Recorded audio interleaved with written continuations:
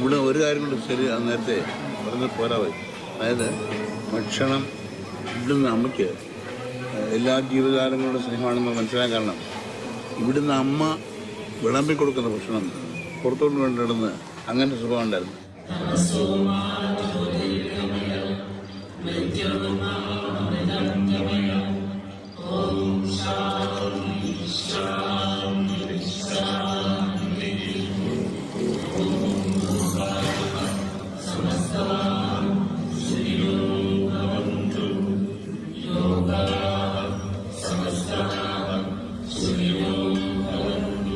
മാറുന്ന പ്രപഞ്ചത്തിന് മാറാത്തൊരു സത്യമുണ്ടെന്ന് അമ്മ നേരത്തെ തന്നെ ചെറുപ്പത്തിലേ മനസ്സിലായി.